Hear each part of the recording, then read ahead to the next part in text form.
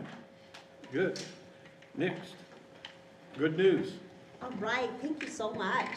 Well, welcome to our March school board meeting, and our school board has had a long day. We started out at 11 o'clock at Delta Middle School, and Mr. Marty Rober shared some information about the school. We took a tour, and then we went over to our Bella Preschool Delta Family Center. We went to our doll school, Delta Academy of Applied Learning. We went up to Lincoln Elementary and ended our tour here at Garnet Mesa Elementary. So I think it was very good. We infused ourselves into our schools and learned a lot today.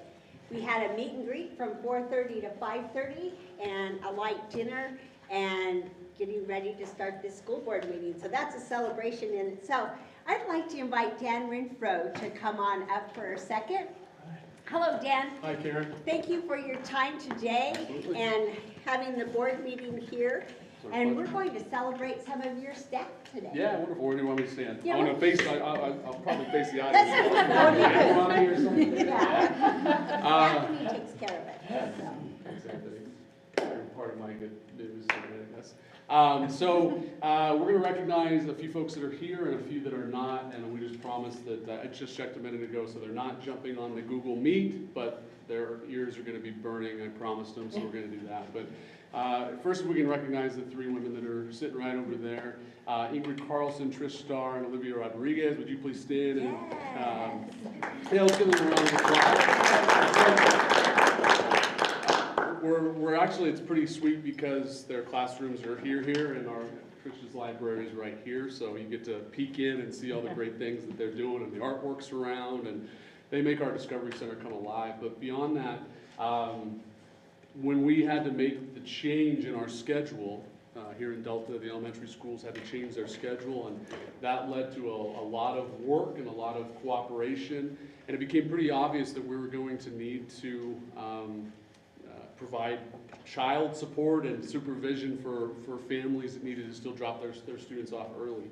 These three wonderful women, along with Michaela Hanegraaffs, answered the call, raised the hand, and there's been days that we've had over 100 students in there before 8 o'clock. And Dan, do they meet in here?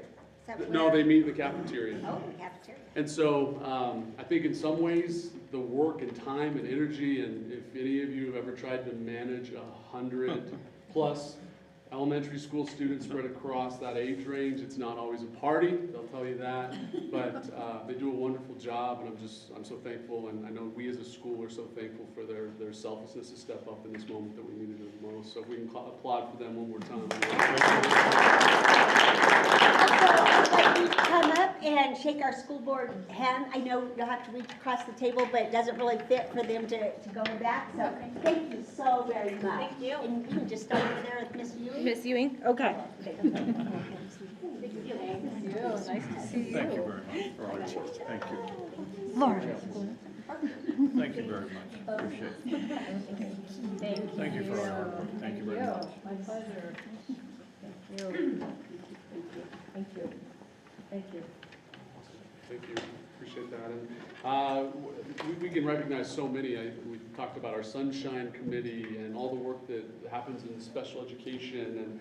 And we ultimately decided to recognize our two counselors. And part of that is to shine a light on how important it is for us to continue to have counseling services in our schools. You know, I was at Delta Middle School when we had a counselor and that position went away. And it's kind of been a fight and grant-oriented to keep counselors in our school. But I can tell you today, and I'm a pretty like emotion on your sleeve type person, and today's been a challenging day for me professionally and personally because of some events that have happened, and it's because it's about our kids and things that are going on in their lives. And I still feel like we're so reactive in these moments because we have so many amazing kids that have so many needs right now as we're coming out of COVID and obviously living in amongst poverty and some of the things that stem from that. But none of it would be possible without amazing teachers that are willing to step up and hug kids when it matters, and then the work time and intensity that our counselors have brought. So they're not here tonight. I promised, right, that their ears would be burning, so they sent a text back with ice cubes, so they're ready. Elvia Sanchez and Rick Poppy deserve a lot of credit too, and I hope that they can be recognized, so Yeah. thank you. Yeah, thank you. Appreciate it. For the day. Yeah. Mr. Joe Sinicki, principal of Lincoln Elementary. He wanted to say a few words and thank some people. I do. Yes. And thank you all for being there. You got to meet some of our counselors, and piggybacking off what Dan says, counseling in the elementary schools today is a great need. And we're very thankful to have Miss Erin Edwards. She's done a lot of work the last couple months, helping with any kid, anytime. It's been great. And then we luckily found Miss Tracy Rolfe. That started right after February break, and she's rocking and rolling, being in classrooms, helping Erin, and they've become a great team. And so you guys got to meet them today. It's awesome to have them both and their support. Also, I wanted to bring up my secretaries, our secretaries, not my secretaries, Lincoln secretaries, Hazel Kier and Stacy Pitek. Without them helping with kids, helping whatever it takes, they'll do for the staff and students of Lincoln Elementary. And so they are just such special ladies. Of course, none of them could be here tonight. There's a lot going on tonight. Yep, Yes. it's true. And so I just want to make sure we thank them. And then also a big thank you to the Lincoln staff, because they're just awesome. They really are. So. Thank you. Nice. I would like Miss Shauna Angelo to come up. Shauna has brought, and we currently call it Science of Teaching and Learning, to our district. Was 4 years ago, 2017 it started? We started with a book, NeuroTeach, and working with some professors, but through Miss Shauna, and it's evolved to the Science of Teaching and Learning. Well, she is amazing and has done a lot, and because of her work, she won the 2022 Transforming Education Through the Science of Learning Award. So this was, you went to a conference, Miss Jen Magner, I'm trying to think of Brittany and Brad Stanfield. Did Brittany go? She did virtual. She did virtual. So I've asked her to share a little bit about this award and kind of what it means to you. And congratulations. Thank you. Yes. Thank you. So yeah, we, in Delta County, we are literally actively translating kind of cutting edge science from the psychology world, from the cognitive science world, and the neuroscience world, and we're translating that into the classroom. So I am excited for this award for a few different reasons in particular. Number one, this award has been in existence since 2008. Every prior recipient has been at the university PhD research level, and so they really wanted to nominate and highlight work that is happening, the translation work that's happening on the ground. So I am thrilled that the work that is going on here is being highlighted on that level. The nominations for this year were literally worldwide. They were across the US, Canada, the Middle East, and Europe. So I am very excited that they are just not looking at the education field and realizing the impact that the science can have, but it's a big gap and it takes work. So ultimately we are making it work, which is taking this science and making it work. So. And for Delta County School District, we are a leader in this because of Shauna and her work and the people she pulls and she lifts up. It's pretty amazing. So we're really excited to see what this does for our kids as we continue to move forward. And so she deserves a great big hand. Yes.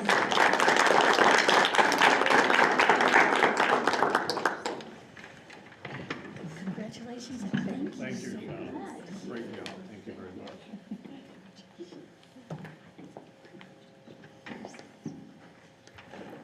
Wow, so pretty good. That's This- amazing. That's Yes, yes. And we have another amazing award, Miss Karen Brady. Come on up. So Vision Charter Academy nominated Delta County School District for an award on supporting a charter school. And guess what? Delta County School District won. And it's Vision Charter Academies, well, it was called something else, but in 2000, I'm remembering when we changed the name to Vision. 2013, I was gonna say 2014, we changed that name and went from a contract school to a charter school. And she went to the conference and accepted our award for us. And I thought you could just talk a little bit about it, and congratulations to Delta County School Board, you won an award. Yes. So this is your good news, so now you get to be celebrated. It actually has Karen's name on it as superintendent, and that's also Yes, yours. thank you. So the Colorado League of Charter Schools is a nationally known organization for charter schools, and they promote advocacy for charter schools, for choice, and for having quality charter schools and authorizers in the state of Colorado.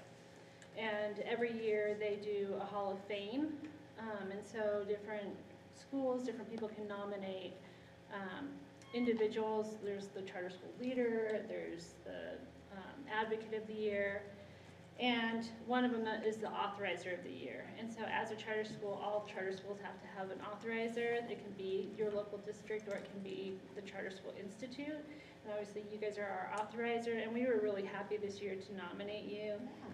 We've built a great relationship. We feel very supported, especially with some of the challenges that the state's presenting and some of their reorganization of count. So we were super happy to nominate. We were really delighted that you won, so congratulations. Thank you. Thank you. Yes.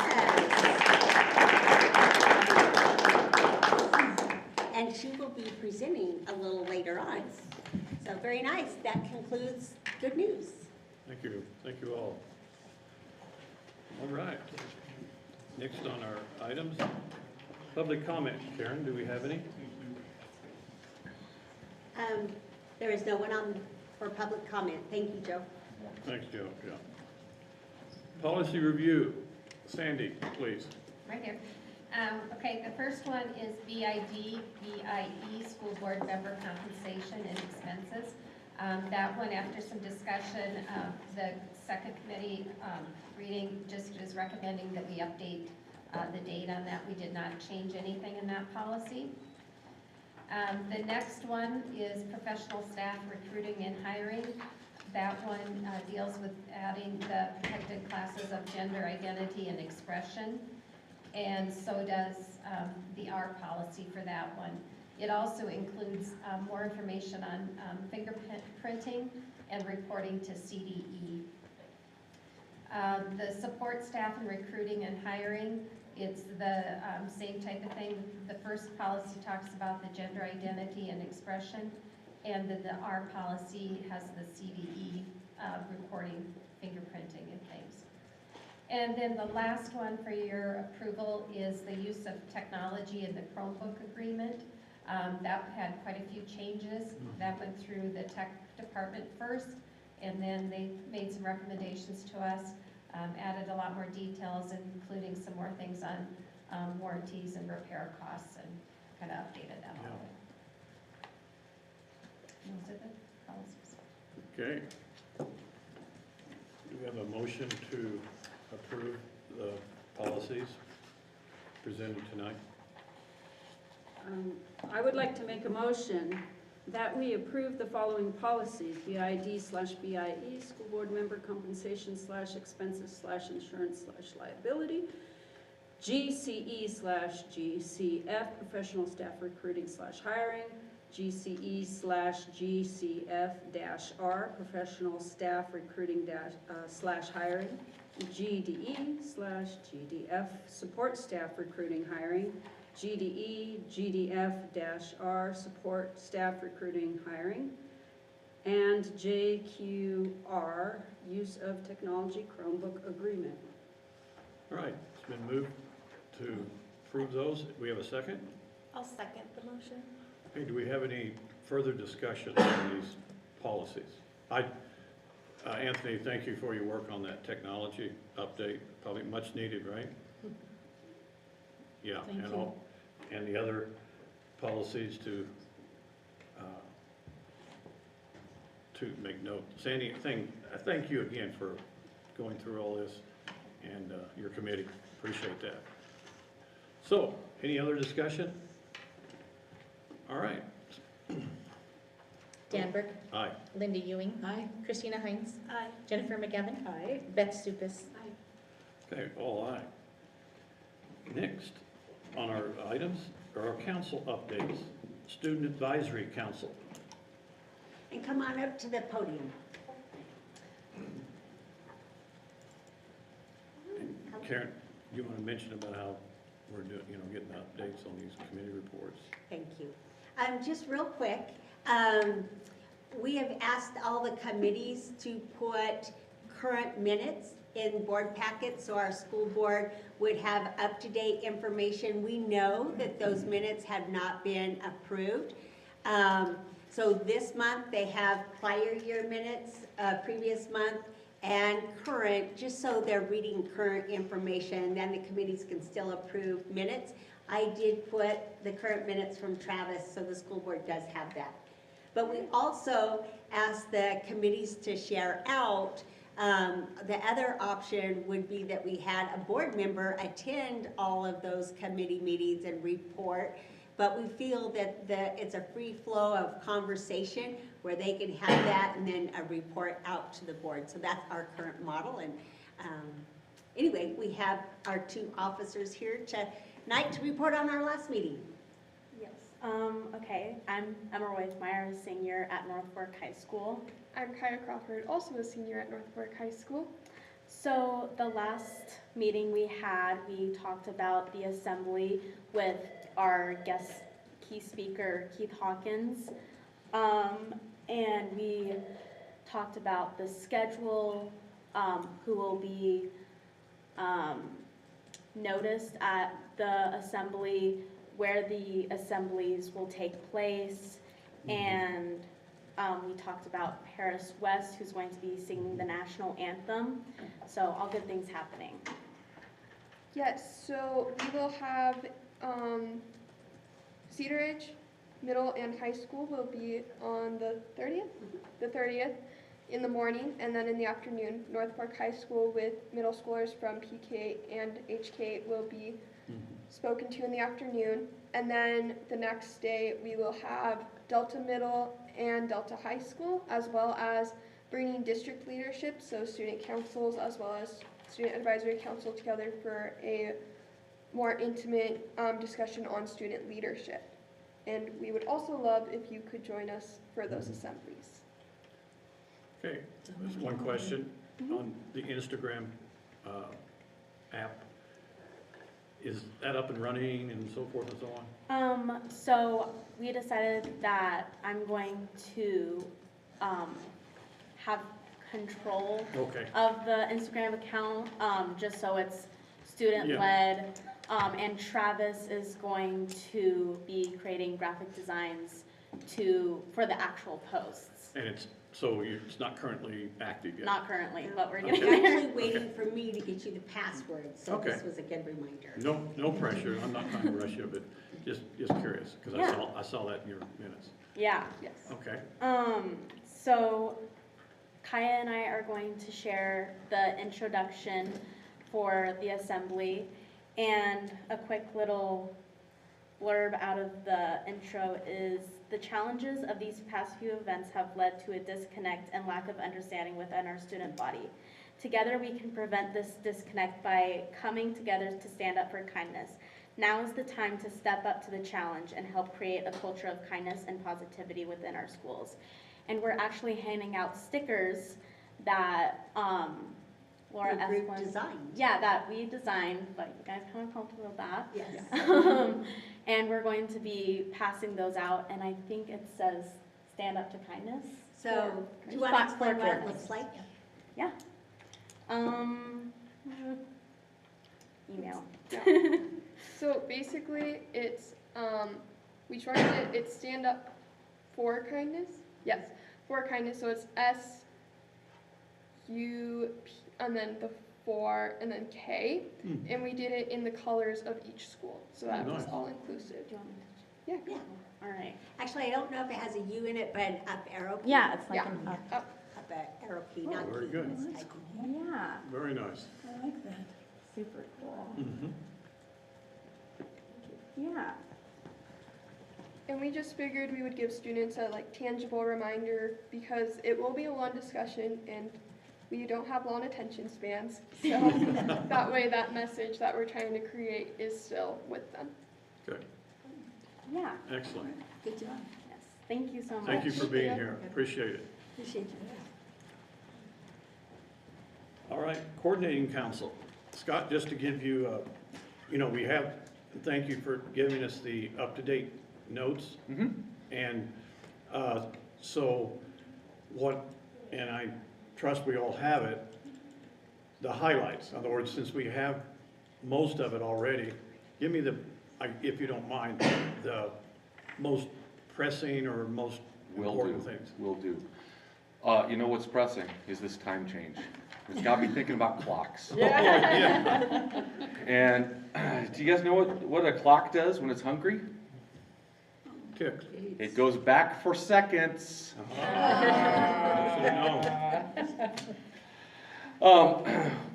At coordinating council, our biggest points really were the elementary conferences this past week. And just talking some more about the bus and school schedules here in Delta.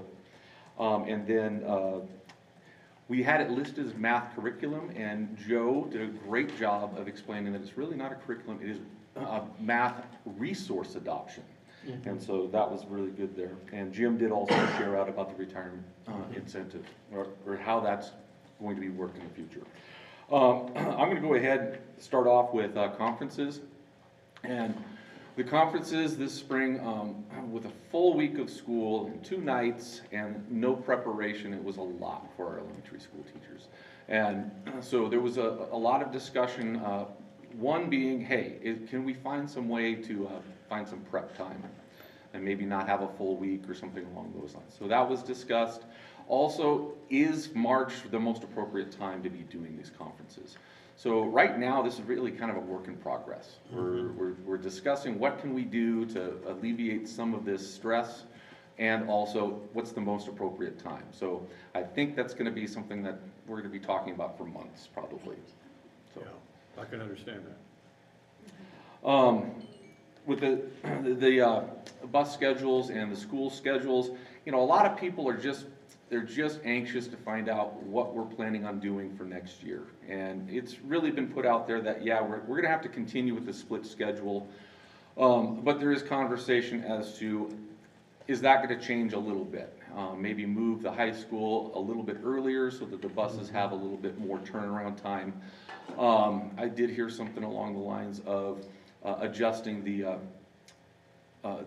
amount of minutes for the day of the elementary schools to maybe also create just a little bit more time for those buses to turn around and give teachers the time that they need to do the preparations that they need. Not have them standing outside for bus duty and things along those lines when they could be preparing themselves for that. So there's a lot of people that are anxious about that, and in order to do something about that, Karen is going to go ahead and form a committee in April, and we're going to go ahead and bring some people together to really discuss this, because we understand, we get it, that it's going to have to be a split schedule. But what can we best do to accommodate all groups? And so we're going to try to bring some people together and figure that out. Good idea. The math resource adoption. There was some stress in that. I think that people are always stressful when they hear about something being adopted. So we had asked Joe to come in and go ahead and explain that to us, and he went through the process and the time frame that they're looking at doing all of this. And I really felt like he answered everybody's questions and really made everybody feel a lot better about the process and how everything was going to take place. Yeah. I think that's about all we have to say about that, unless you guys have questions there. And then when it comes to the retirement plan and the critical shortage is what we're going to be moving towards. People seem to be feeling quite positive about that. And in that opportunity. And then the guarantee of a year for people to come back in their current position, current salary, and things along those lines. That seems very, very attractive to people. And as I expressed too, I really, really like that this gets expanded to not just certified, but also classified. And then we also have the opportunity of people don't necessarily have to be in the school district for that 15 consecutive years. This is really a bonus, and I don't know if a bonus is the right word, but it's really in the control of the employee as to whether or not they get this. So I think there's a lot of things to like about it, and I think a lot of people feel that way as well. Yeah. Yeah, has that been passed? It is not, so But it's it got a lot will of have to be a support. policy change, so it'll go through policy. Okay. But has it been passed at the legislature? So both House, Senate passed it, and Jim, did the governor sign, is it official? I haven't heard of the sign yet, but it's Yeah. on his desk. Oh, Okay. well, Yes. So it's in, I'm So hearing it's very pretty much positive about it. given, yeah, good. Yeah, it really helps rural school districts a lot. One last update that I wanted to give you guys, that we didn't get in here, we just had a lot to talk about. So we do have the scholarship form up and running, and when I checked a few days ago, I actually had 3 applicants already. Wow. great. I haven't had a chance to really dive in and see where they're from and what their names are yet, but April 5th is their cutoff time, and then we'll make some decisions out Are of it. they sent directly to you?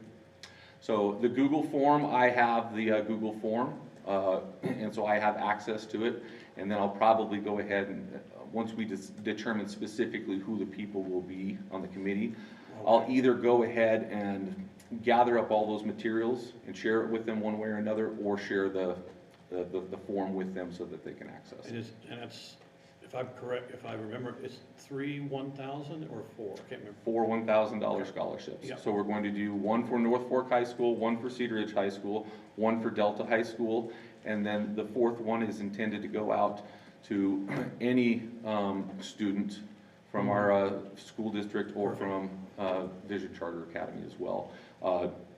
Grand Mesa Academy, Choice Academy. Yeah, Too many academies there. that's right. No, that's good. Yeah. I think that's a good process. I appreciate So what that. questions can I answer for you guys? So was the question answered about are there caseload guidelines for caseload size for sped teachers? It was answered that there are guidelines. We didn't have them specifically that night.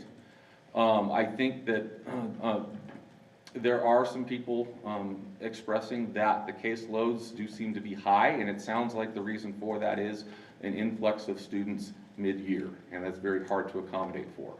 And so, I don't know how we react to that for the future, but maybe that's something we need to think about. Is that in a specific area, or was it district-wide? I'm hearing from Cedar Ridge, I think it was Middle, and also from Garnet Mesa, I believe. But sometimes these people are not specific to one particular school at all times, so. Yeah. And then on that note, like Sandy, if you work with me and let me know those ratios, I can send them on. So, be good. What else can I answer for you guys? No, I don't, anybody? I appreciate, again, the update on these. It You're really welcome, helps. absolutely. Gives us some good information, so we can ask you right now. Thank you all. Thank you. Thanks, Scott. Oh, Yeah. I almost forgot.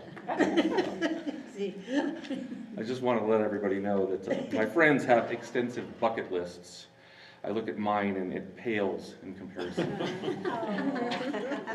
Thank you for that. thank you, Scott. Yeah. Joyce, You thank gotta not put me behind.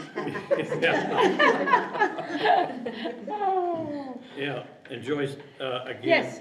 thank you for giving us the update. I know it's kind of new, but it, again, allows us to kind of look through it and maybe ask you some more Yeah. detailed questions about your meeting. So thank Of you for course. doing that. Yeah, not a problem. I have a great secretary, so, and she's getting her teacher's license, so we're gonna lose her, so I don't know what we're gonna do. But of course, you know, like you said, you've seen it, Karen went over a lot of, you know, just a lot of info for us. The early retirement was a big discussion in ours, and we are happy with it.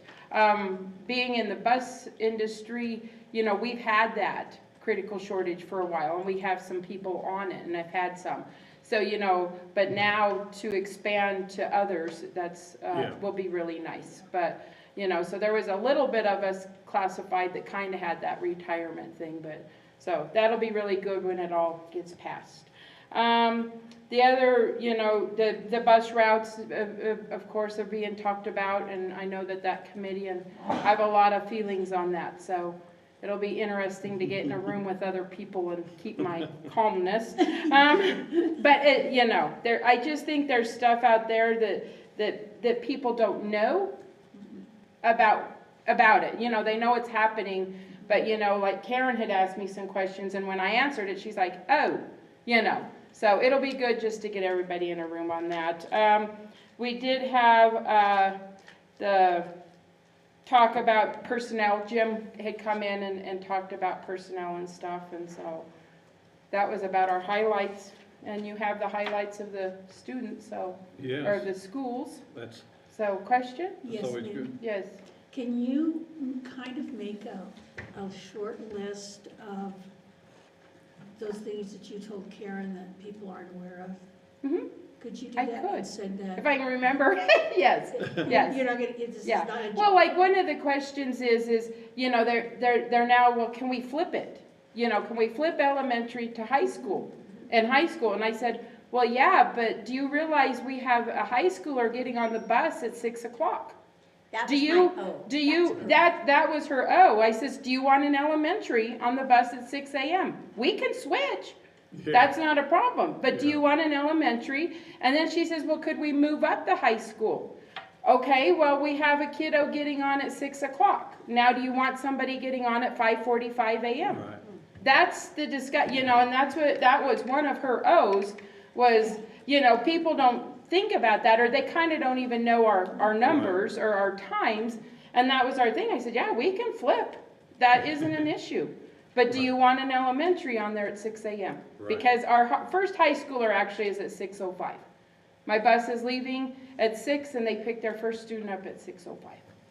And Joyce has also shared that now we're filled with our bus drivers. We're not really having, we've filled all the spots. Yeah, well, and the discussion is, do we go back? Yeah. And I said, well, Karen, now, so my bus drivers are making anywhere from $200 to $500, a little over $500 a month. That was kind of their increase. Mm-hmm. So you've given this to them for 7 months because they get paid in the summer. Now in August, you want to go back, they're going to slide backwards. And I don't know if people will stay. Yeah. Plus, I'm losing 2 drivers. And to add back to what we were at, so I need 7 drivers. I have 0 on board right now. I hired 2, and they've both dropped out already. So I have 0 on board, 0 to be trained, and I need 7 to start a school year. Wow. Just something that, you know, I need 2 for sure. I do have a sub. I mean, I'll probably get it covered, but now I'm back to no subs when school starts. Okay. So, I mean, I know the ads are still out there, and we're, you know. Yeah. So, but that's one thing that, you know, to go back, Yeah. I just don't know if the current drivers are willing now. They're loving it, I'll let you know. They really do like it, of course, money-wise. But that 2 thing is working. Again, I had said last month, the issue is, you know, we got the little kids off with the big kids. Now the big kids all think they can cuss. Mm-hmm. And we're still struggling a little bit with that. Yeah, that F word is like nothing on the bus. But the drivers are working through it. But that was kind of our biggest issue, was the language. Because you got those little kids off, because that was always our thing. Hey, we got little kids on, you can't talk like that. Got them off, and now but we're working through it. But it's just that, when you guys think about that, and I mean, I know we'll have a committee, and that'll all be talked about. But I know that there are people that aren't on my side that kind of know that, you know, flip them, but you're gonna have elementary on. Right. Super, I mean, high schoolers are barely doing it, Yeah. let alone the little guys, so. That's good But that's information. some of the things. I Okay. can't remember if there was much else than that, but if I think of it, I'll shoot Yeah. you guys an email Sure. with that kind of All right. stuff, so. Yeah, that helps. That's good Okay. information, Yep, Joyce. any other questions on That's all I anything? have. All right, sounds like everybody's doing good, so. Yeah, All right, thank you, Joyce. thank you. All right, district accountability report. So I am the district accountability person. I should pull up their minutes real quick, just a second. Jen Yost is unable to make it with a student activity tonight. And so during our meeting, I'm trying to find their, I got let me it. just bring it up real quick. So the meeting was Monday night this week, and we talked about the bond, and everyone on that committee is in favor of the school district going for a bond, knowing that we're just going to be sustaining our current funding. And they see a lot of pros to that. They're think it's very smart and beneficial to start working on our facilities since our high schools are 40 years old, and other things in every community. They like that we're being proactive. Little concerned, hospital is thinking of going, property taxes, and I heard some of you talking about that. There's some challenges out there, but they think that we should still move ahead with the bond.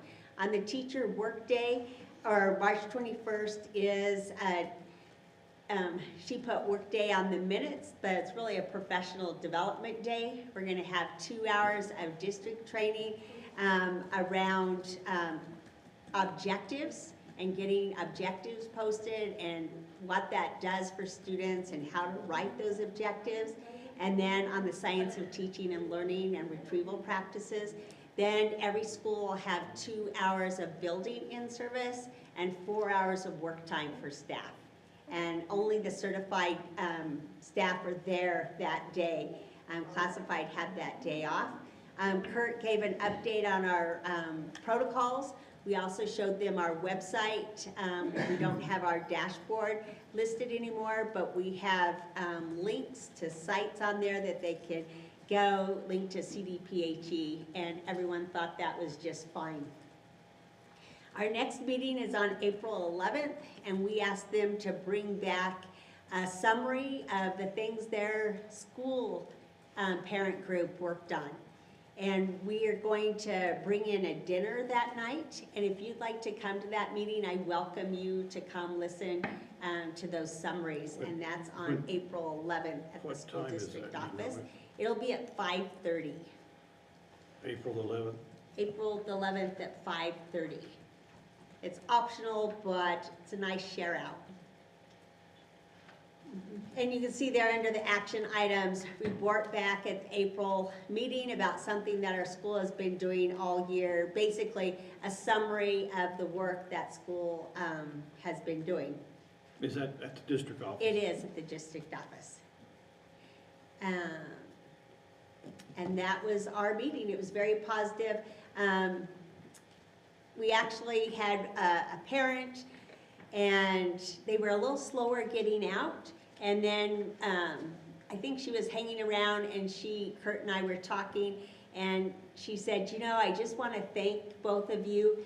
Delta County, it's a great place. And it was a great way to end a meeting. So it was nice to hear that. And that concludes District Accountability Report. Right. Thank you for those. Next is on our agenda is superintendent's report. All right. I've asked Karen to come and give an update. Vision Charter Academy reported out to the state board. You know, what were you reporting out, and what did you find out, and what's next steps? So we didn't actually report out, we had just submitted the waiver to have the 10 learner minimum waived on a single district online school application. And that was based on the recommendation from the Assistant Attorney General that we do that. And so he was surprised, as was our attorney, that that was denied, but it was based on the fact that the state board members did not think that they had the authority to waive that 10 learner rule. With the language in the statute makes it seem waivable, like that statute is waivable, just like we all have waivers for charter schools. But the language specifically around that 10 learner minimum, which would allow us to enroll kids from adjacent counties, is what we're wanting to do, because we already do that. They didn't, that language taken literally was not waivable. So there was a dispute about that, but they decided not to test those waters. What that means for us now is that we have to pursue our multi-district online application. As I explained before, most multi-district online schools are like Goal Academy or Connection Academy, and it's statewide. Although we have to pursue that application, we do not intend to be statewide. We still intend to just be our adjacent counties. And what that means for us really is that we have a much larger application to put together, which is due in 2 weeks. So we are in the process of that. I had started a lot of that before because we actually thought we were going to have to do that before the Assistant Attorney General said that we should do the single district waiver. And so we had some of that already gathered, and so now it's just a matter of putting it all together, making sure it's really polished, and ensuring that we have the language we need around it. And so part of that is also just adjusting some things, like we're choosing to go with a learning management system because that's what online schools do. And so some of those things we have to get into place. And we've already been moving in that direction. One of the challenges the biggest challenge really that I have is the fact that I had submitted to the finance division, like our plan for how we would meet those attendance audits. And I submitted to the online division of how we meet the statute for the definition of online schools. And that was back in January, and they've yet to respond. And that is because they want the response to come from the Assistant Attorney General, and he has not had time to respond. And he told me that at the conference when I saw him there, and that he was going to get around to it. So I'm hoping that means there's not much that we're going to have to address, because surely they would have gotten us some more time, but I've been around long enough to know that maybe that's not the case. So we're going to do what we got to do to make this happen, and we intend to be here. So. Sounds good.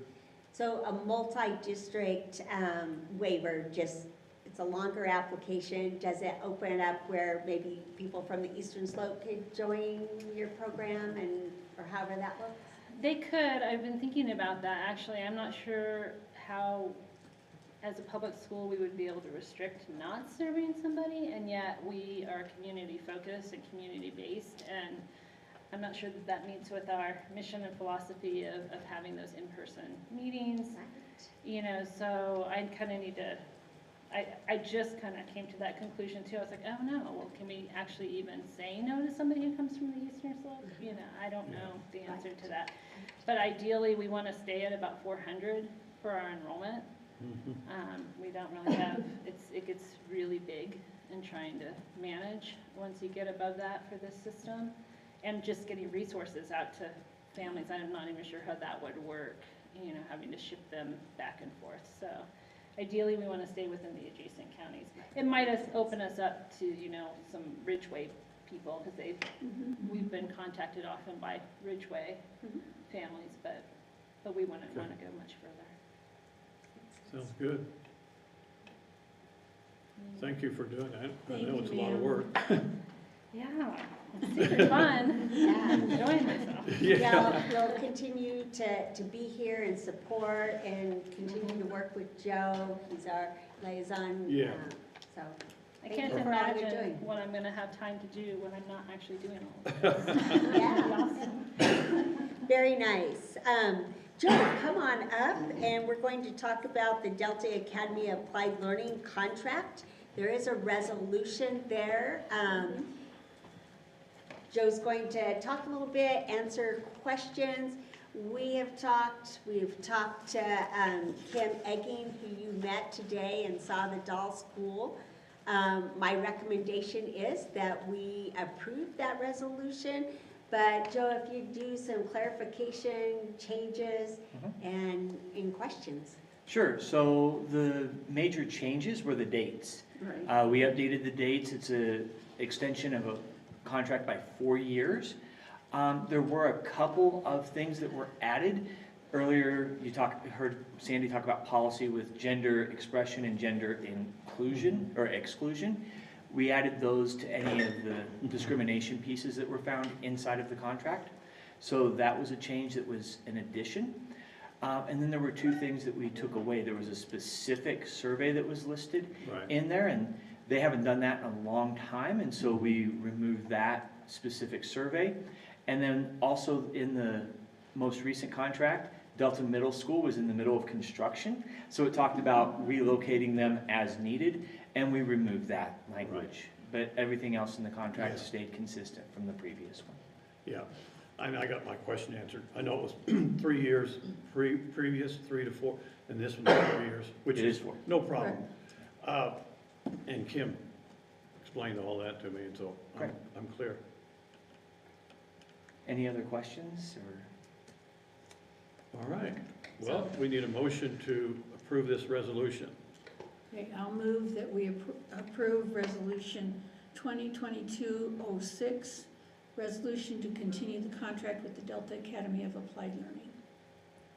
I will second the motion. Okay, it's been moved and seconded to approve the Delta County School District resolution for the Delta Academy of Applied Learning, Resolution 2022-06.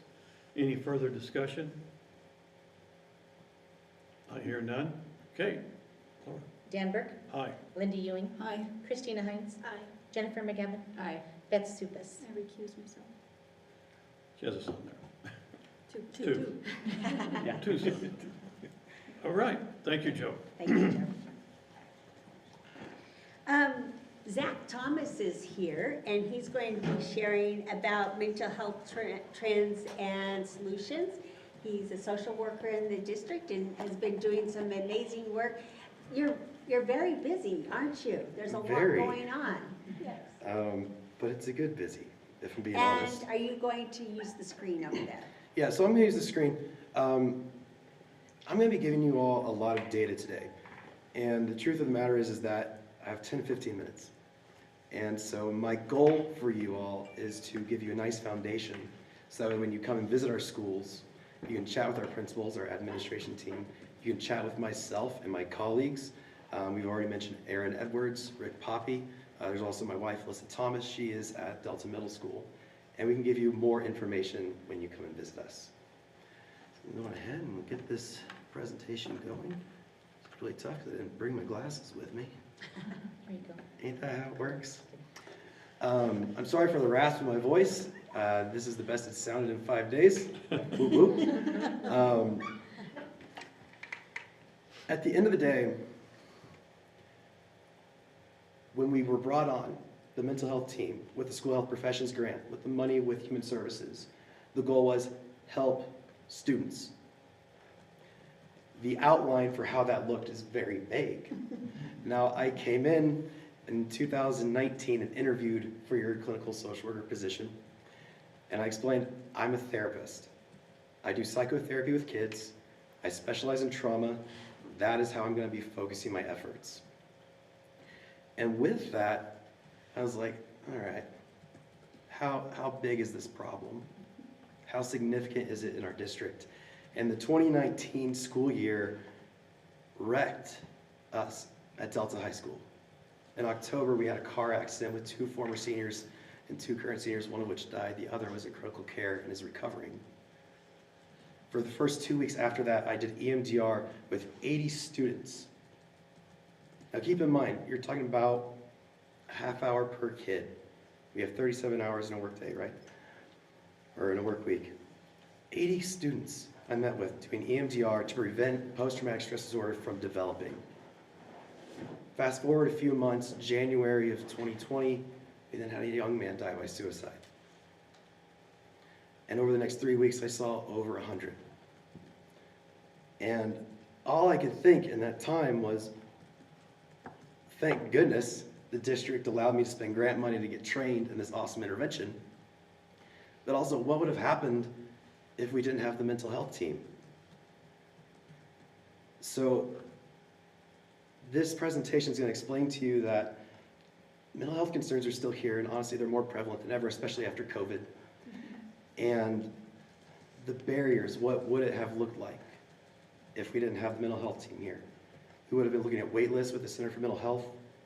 We would have had issues with, okay, well, who's going to call who? Are phones working for the family? How much school is that kid going to miss? They have a 12 o'clock appointment in the afternoon, so they're going to leave an hour early to get there. They're going to eat lunch. Then maybe they might come back for the remaining, 30, 45 minutes of school. Whereas with me and my team, we take you out of the least invasive class we can. So usually that's not math, English, or science. Especially math, it's hard to catch up with math. 45 minutes, and then you're back in the game. That is just some of the benefits that we bring. So let's go into how we get our data. We have the Healthy Kids Colorado survey, we have the BIMAS 2. This is a new universal screener we implemented this year. And we had the resiliency survey, which I don't believe we're using after this year. The BIMAS 2 gives us immediate results. 34 questions, very, very quick. And it can guide us, and it has guided us already to figure out what kind of tier 1 services can we give to address the needs of our students on a nice wide net. Then, when we go into what else the BIMAS gives us, we can say, okay, well, we're seeing 32% of students are struggling with negative affect. That's depression, anxiety, right? Your mood. How well can you control those emotions? Okay, so that tells us we should be doing SEL lessons to address that 32% of kids. Healthy Kids Colorado, this is a great all-encompassing survey. It's wonderful, especially when you're talking about applying for grants and finding trends. But man, is it daunting, 150 questions. Whew. It's a lot. So I don't want you to focus too much on how we get the data, but I do want you to understand that we are trying to find the best methods currently to get us the most efficient data in the best amount of time to give the best interventions. On the elementary level, we don't have as good of a screener to address that, right? Kids at that age, it's hard for them to fill out any kind of screener, so we often rely on parent report. I think we know it's often challenging to get parents engaged in the school in that way. Sending emails, hey, can you fill this out? Looks like spam. We can call home, and that can work, but especially in a low income, a low poverty community, phone numbers change like that. So now we go off of what we hear from parents, but also what do we see in the school? This slide was created by Rick Poppy, who works here in Garnet Mesa Elementary. And we see the common problems, right? This spans in our community. Parental incarceration, domestic violence in the home, parents who are just not engaged, whether it's because they're overworked, right? They're working multiple jobs, they just don't have the energy, or because they never truly learn those parenting skills. And then we have to look at the substance abuse issue in our community. And our kids see that, and they experience that, and it hits them at an early age.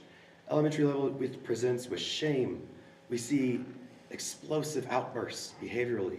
We see kids withdraw and hide. And then, if we're lucky, we can catch the surface ones, right? The surface symptoms. Poor hygiene. Hey, those clothes look a little tattered. Do you need something? And we can start meeting all of these levels of need. From your basic, do you have what you need to survive, to the self-actualizing, how do you feel, how do we help you control that? At the Delta Middle School, we've only been able to complete the resiliency survey for them. I just want to highlight the three main areas there. 54% of your students at Delta Middle School are feeling blue. 47% are saying that they have eating issues, and 48% are saying that they're having sleeping problems. Now, feeling blue is not depression. All right, I want to be very clear about that. But this is an indicator that depression can develop. Right? These are alarming statistics, And I don't want to, rain on a parade here. We've had such a great meeting, but this is the reality of what we are facing. At Delta High School, we look at the Healthy Kids Survey, 32% of students are reporting feeling sad and hopeless every day for 2 weeks in a row. So now where we used to think, oh, it's 1 in 4 youth will struggle with depression or anxiety, in our community it's really closer to about 1 in 3. Self-harm, 20%, considered suicide, 17%, attempted suicide, 7.6%. Last semester we had 2 young people attempt suicide. Fortunately, I knew one of them, and I caught them just after they took the pills. The other one, it took a little bit longer, but they are safe, they are okay. But we were able to look at this, right? So this is an issue. And this is just, right, so this is 2019 data. So this is a little old. This is our substance use from the 2019 data. As you can see, marijuana use, 32%, nicotine. I can tell you nicotine experimented is definitely higher than 49% these days. It's just so easy, right? It's just so accessible. Does that include vaping?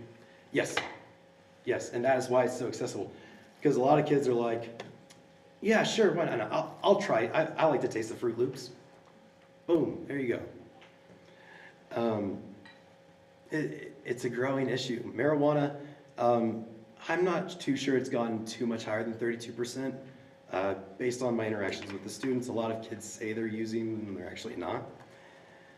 But this is a reality. What can we do to help with the vaping? Oh, man. Part of it is these kids don't know what they're doing. Right? They think that it's a long-term problem, right? Future me will deal with that. In the meantime, a lot of these kids who are vaping, especially the ones who are getting caught vaping in school, a lot of them have very stressful home lives. A lot of them could benefit from treatment, not for addiction per se, but for the things that are saying, oh, this is terrible. I would much rather have a nicotine buzz than have to deal with the stress of X. So a big part of it is finding the kids, educating them, right? That's our tier 1, educate. We did a drug trivia last semester, which went over really well. A lot of kids didn't know a lot of the facts about how drugs work and what is actually in a vape. You don't really know. No one's telling them what to do. And then when kids are caught in our bathrooms, the way our system works is we try to do a 5 intervention drug class. We have myself who has done this, where especially if they're caught in groups, they then come see me during their lunch, 5 lunches. We talk about mental health, we talk about substance use, where these problems can go, and then that opens the door for future therapy sessions if they need it. Fortunately, I have an intern that I brought on who is working toward their addiction credential as well, and she has been able to take over those, which has allowed me to do more therapy, which is stellar. But vaping is a complicated issue that it will be an uphill battle. Now we look at the biomass data. These are the different categories of the biomass, and it kind of breaks it down. I hope this is shared with you all so you can look at it later. But here's what I want to show. 34% negative affect. Again, this is your mood. How are you having issues with your depression, your anxiety? Very similar to our Healthy Kids data, right? So this is something we're seeing across the board. We only did this with the freshmen, by the way, last semester. So 34% of your freshmen are struggling with this.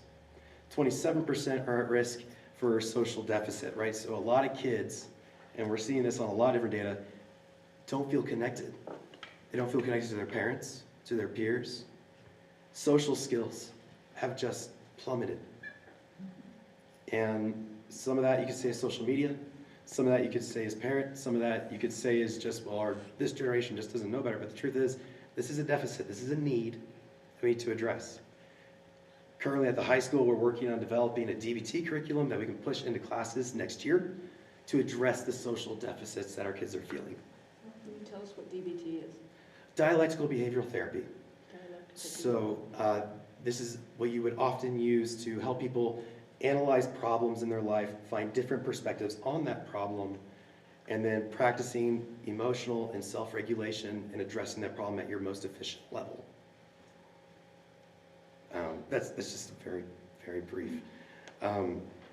We would be bringing the skill component to that, not necessarily the full therapy, because this is going to be more of a tier 2 intervention. We want to get this to as many classrooms as we can. Yes. So I've given you a nice list of problems. I want to talk to you now about the hope and what we're doing.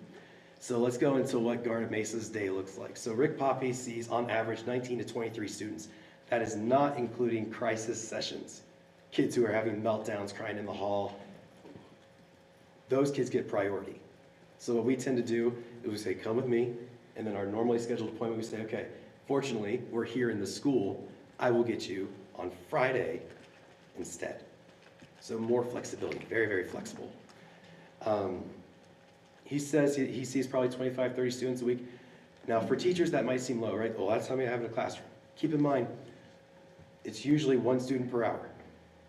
We have about 7 hours in a day, so we go pretty much the entire time. The common issues that he notices, grief and loss is really big. We've had a lot of deaths in our community. A lot of parents have passed away, influential people in the schools. We've been doing a lot of work with that. We engage Hope West, an outside provider, to also help. Man, grief and loss is huge. Feelings are important, behavioral disruption. We see a lot of parents now requesting this. This is what's really cool about having our services in the school. Stigma is a huge barrier. It doesn't look right. Oh, if I go to therapy, does that mean something's wrong?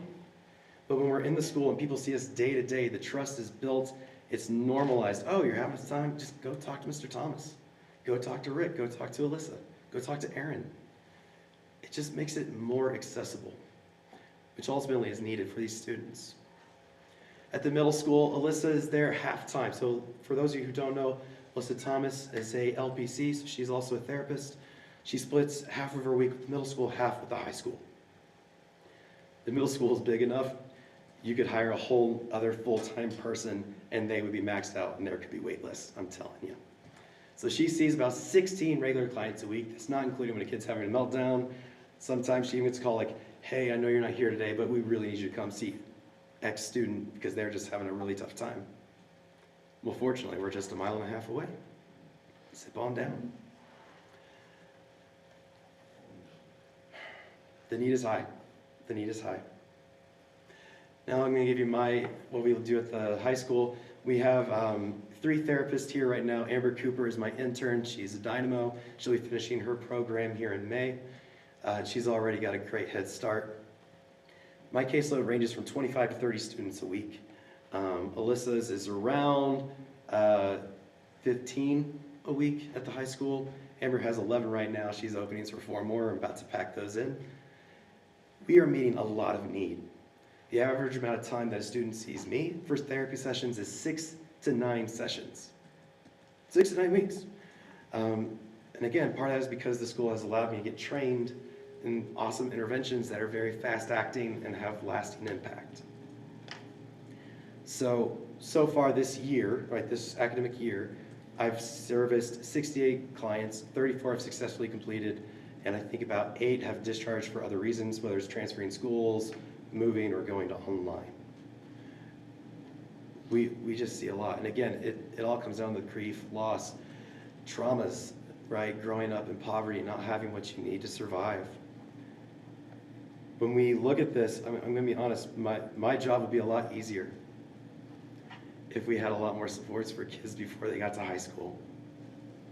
Because I'm telling you, a lot of the kids I see, they're telling me about traumas, they're telling me about sexual abuse that happened when they were 7. They're talking to me about domestic violence that happened when they were 9. All of these things that if only they had a provider at that time, someone who could be trusted in their school, could have been dealt with right then and there. Instead, they spend 7 years carrying the weight and the burden of that trauma, changing how they see themselves in the world. And how are you supposed to not have depression if all you can see is, I'm a failure, I'm not good enough? You can't. So I fortunately get to do this. I get to work with them. Last year I serviced 91 kids. This year I'm hoping to beat that. We'll see. But Hopefully not. the need is high, and the truth is, great work is being done. I have shared out a spreadsheet explaining like my caseload, no names on it, of course, but where they start with their depression scores, their anxiety scores, their trauma scores. And by the time they're done with treatment, all of them are below clinically significant levels. Again, this is all because of the investment that the school has made in bringing on grants to hire us, and us now working now to sustain and to build and expand. So let's talk about barriers real quick. I've already mentioned a few.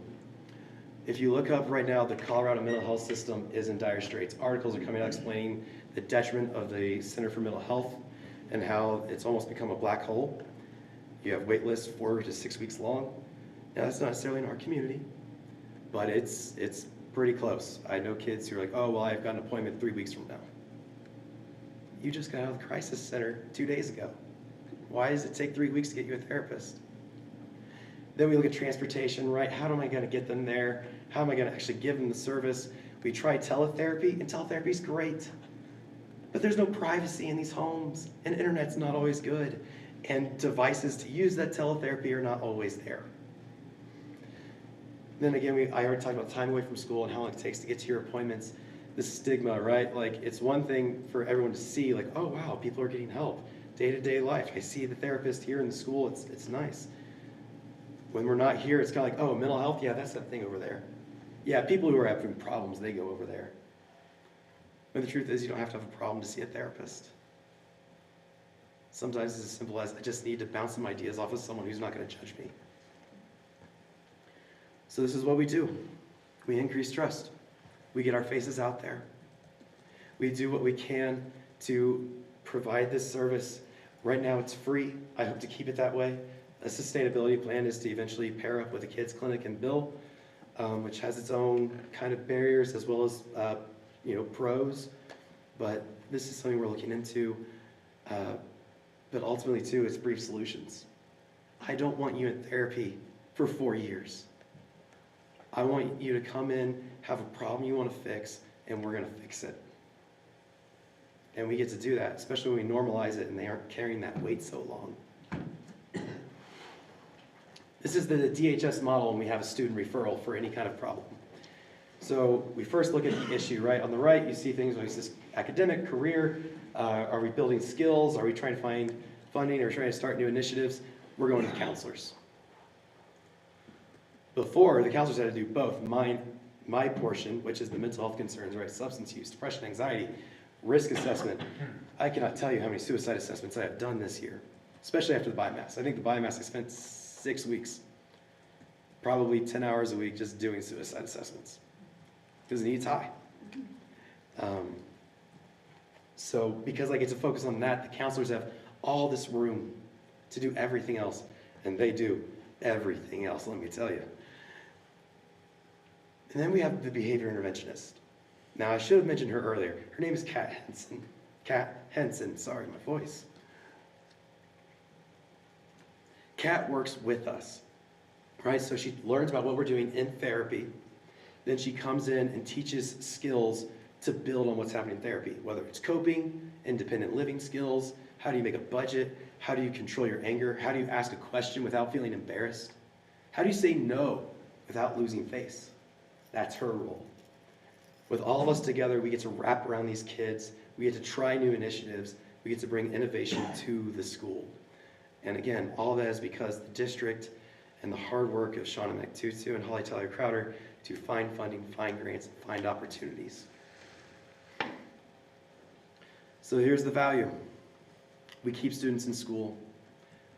We even help the teachers. When we had the young man die by suicide, I met with a few teachers to make sure that they wouldn't be burdened by this loss, because it's tough. They build connections with these kids. Teacher burnout is real. So this is a way for me to help support the teachers. I give them professional development. I consult with them when they have a tough kid in class to give them the best behavior interventions. And then at the end of the day, we prevent.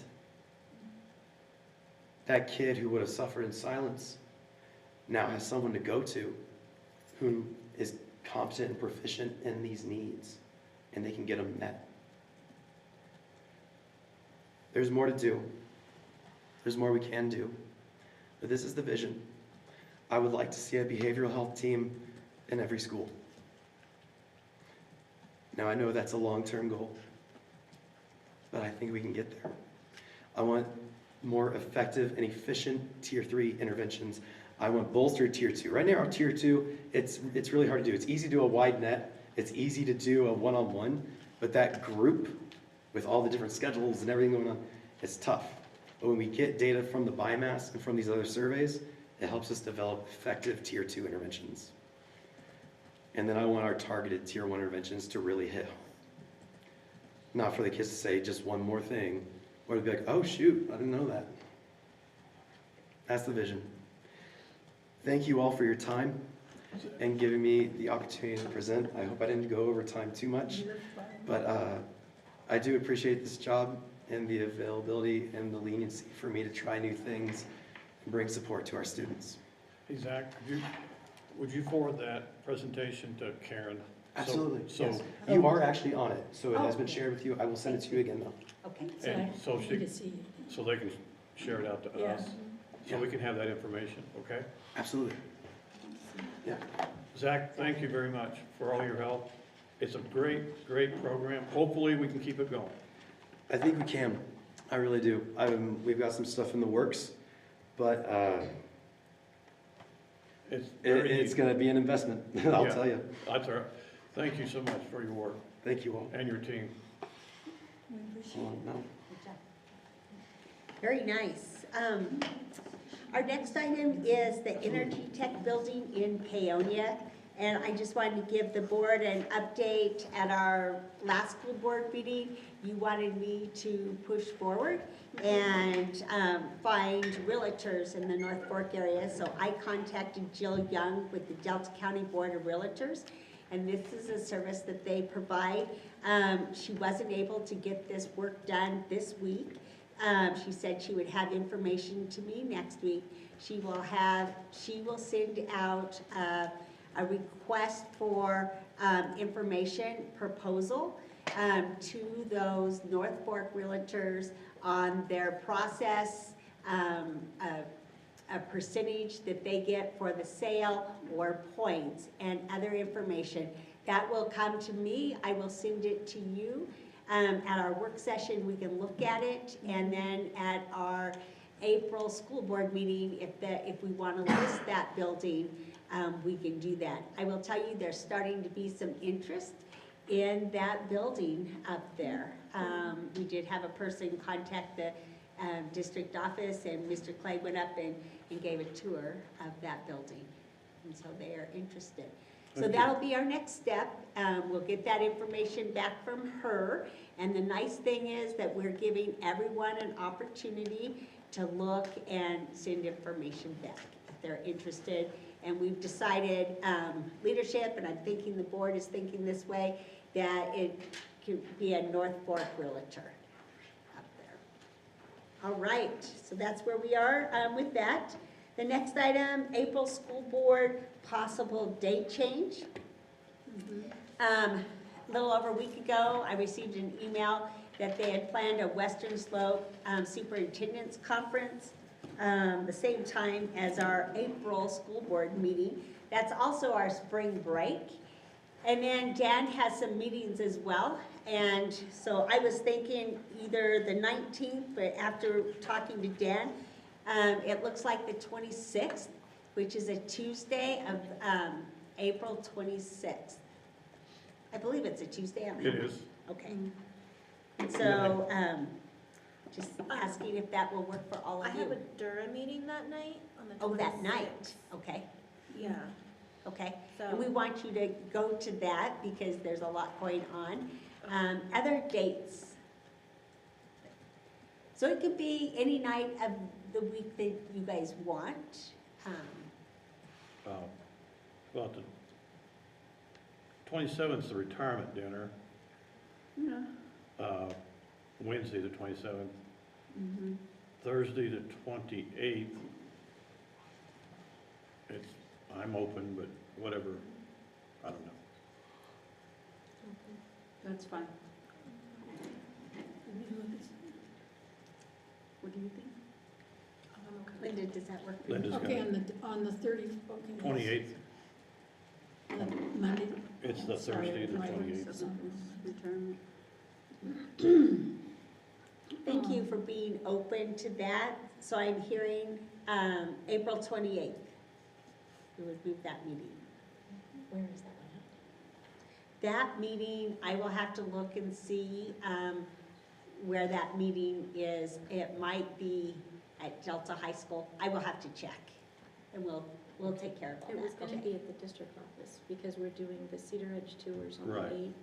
And then that meeting was just gonna be at the district Was office. it going to be at the district office? It might, because we've done our Delta meeting, so Right, well, and then the next one's gonna be at TCR when we do the, good memory. Okay. So we will look at the 28th, possibly at the district office. I'll check and make sure. Yeah. Perfect, thank you. The next item there is Technical College of the Rockies Mechanical System for the modular. We have some quotes, and Mr. McHugh, is John here? Oh, John, good. Had He's you sitting in worried? the corner.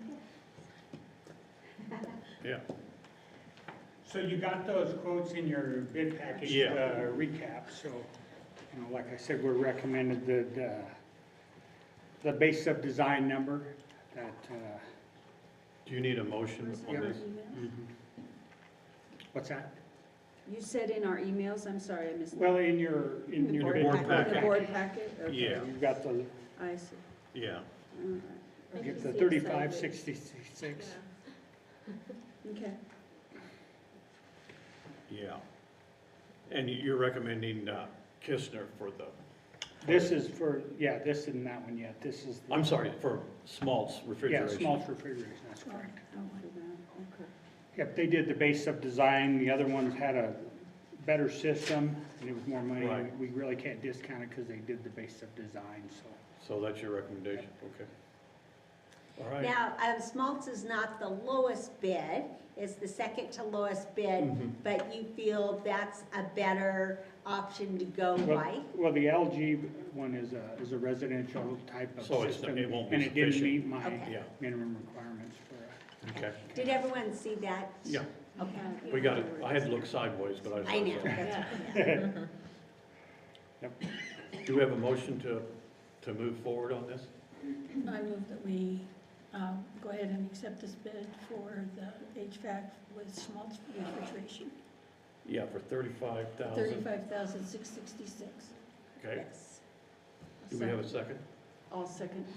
Okay, it's been moved and seconded that we approve Smalt's refrigeration for the HVAC system at a modular for 35,000, what is it? 666. 666. Any further discussion? Yeah, I have a question. Was this budgeted at any point, how much? Yes, it was budgeted in our thing, on our sheet, we've got it at 35 for the VOTEC. Okay. Good. Any other questions? Okay, Denver, Aye. Linda Ewing, Aye. Christina Hines. Aye. Jennifer McGavin, Aye. Beth Supus. So Okay, with Paul. that VOTEC though, keep in mind, we've got some other stuff, we got drywall we're doing, which is separate, and we're doing a lot of that other work in-house. So there's multiple things on that. We're acting as a general on it because of the dollar amount, so that's why we're kind of taking care of it in-house, we're getting different subs. Okay, all right, we got that. Thank you, John, and Karen. Yep, and then the North Fork High School ADA field access site work quotes, and we received those yesterday at 3 o'clock. And wanted to talk to the board tonight so we can get on it, and. do you wanna- So what we've got is we put out an RFP with it, and it had different qualifications in it of what we wanted.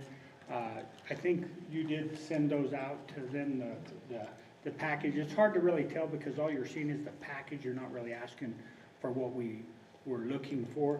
We put together for any large projects a selection committee, and there was 4 of us on it today, and we did these evaluations because when we look at these numbers, it's more than just the dollar amount. It's, do they understand the projects? Do they have the equipment to do it? And there's multiple questions in which we go through and we rate them. So I've got and I apologize, these are real rough because I just put them together. So the evaluations, and this is the score that we send out with them. This is, and then we send out a letter to each one of the contractors, and this is what we give them is the score. So it's the last page of that. I'll go through that as soon as I get these out. Is this like a baseball game or what? Tell me the score. Huh? In layman's terms. What is the score? Yeah. So basically, if you look at the last page of this, the evaluation committee, you know, and Joe is a part of this, so you can speak about this, and if you want to, and kind of tell them what we did today before we go any further with this. So this was something new to me, and I really didn't. I just kind of went into it and said, I want to see how this works. John had a rubric for us that was very well laid out, you know, different percentages assigned to different categories based on importance of the project. And we evaluated both projects based on that rubric. And so we scored it from what we saw with the two projects. And that was, there were 4 of us on that committee, and each of us did our own individual work in terms of scoring each of the different proposals. And then John tallied them up. So 1 to 50, 1 to 25, what's the higher The the score, total the number better? of points available is, it's because it's on a percentage, 1,995. Dare case came in at 1,368 points. Is the last page of that on Dare cases. I see it. And Kishner's came in at 2865. And if you look at the proposal, you know, and you can go down each one, we had, you know, the project team. First, start at the beginning. We have the AIA. It's a standard form that contractors use, and this gives you their general background of what they have. If they've got any liens against them, if they've got anything, and it's a standard form everyone uses. So we grade that. And then we did the project team. What project team? What's your time commitment on that?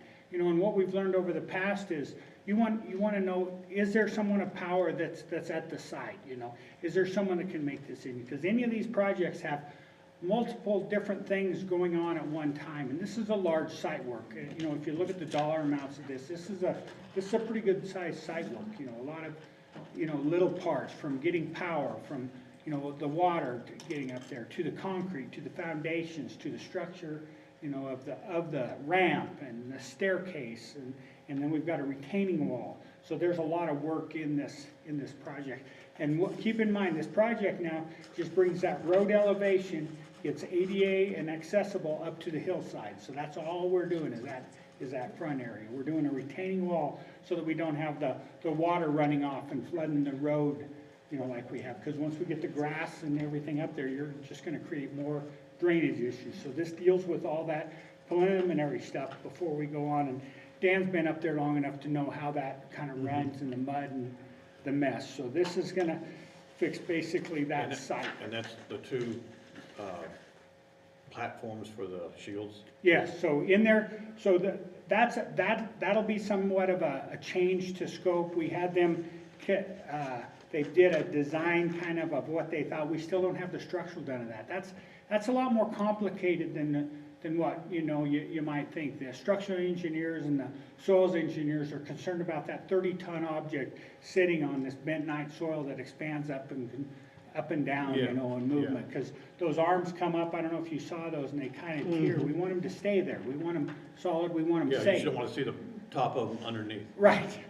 So it's a big deal, you know. Anytime you're dealing with that weight and that liability of all those people going up there, it's a big deal. We take it real serious on what we're doing. Right. So that foundation of that is not in stone yet for that particular thing. Okay. So that's not in this bid? They put a general kind of assumption together in that, and hopefully it's covered from what it is, but it's just that foundation. They've got the 12-inch by 16 by 16 pads in it. They've got, I think in their narrative, I can't remember what they did, if they did 3 foot of structural fill under it, something like that. Are they putting the shields up? And they're actually putting the shields up, which wasn't ask in the RFP. We thought we were gonna do that, but they assumed that they were gonna do it, and that's why it's important to have these narratives. So they're actually gonna help with the actual installation and getting those up there. That's great. The other thing that they had in their quote that the other one didn't have, is that 402 permit. It's a storm drainage permit. Any acreage over 1.5 acres requires a stormwater permit, and they have it included in theirs. If you look through those proposals, you can kind of, if you go through Kishner's, you can kind of see the narrative of how they do that. And that's what we asked for, because the idea is we want to make sure that they understand what this project is. Anybody can look at the drawings and say, yeah, it's going to be about, 700,000, but to actually do the takeoff, to understand it, it's important for us to understand that they understand it, make sure we're on the same page. Because what we don't want is a battle later to try to figure out what's going on. Everything's a whole high profile. No surprises. So that's kind of in short, long. So we have prior experiences, we have additional team members that we don't score, but I ask for them if they've got them. Project approach, and that's just how they're gonna handle the job. Gotcha. And then the pricing, the detailed pricing, if you look at the detailed pricing on the Kishner GC proposal, it's broke out. I can see every line item, because before it ever gets this far, I do a takeoff, and mine is, similar to what they have. I line item everything out of what I think it's gonna be, and that's. Were you expecting this to come back this high? Well, I have actually had on my sheet is higher than this. I was a little concerned because of what it was, that I was actually 800 and some thousand. And is that what you budgeted? Yes, that's what we have in there. The issue that we've got with this though is this budget and the tech lab, because I've got the tech lab at 1.2, we're basically gonna be about 200,000 if tech lab comes in where I think, and what we have left in that budget for those two line items at the North Fork High School. Okay, so right now I'm anticipating that I'm gonna be about 200,000 short. By the time I do the tech lab. Now, at the last work session, we also talked about if we accelerate that restroom group, that I thought I was doing 23 and Dan thought it was 22. So basically, by the time we get to it, we'll be in 23's budget anyway. So we'll put that money in on that one to actually finish that out. So these bids do not include. They do not include the restroom. The restrooms or the concession stand. Right.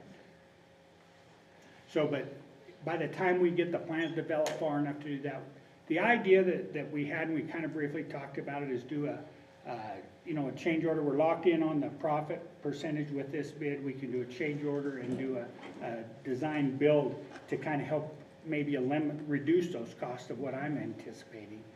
The issue with that building is going to be the structural part of that, and I'm assuming I'm going to have piles and grade beams and that type of thing. So just because that soil up there is real expansive soil.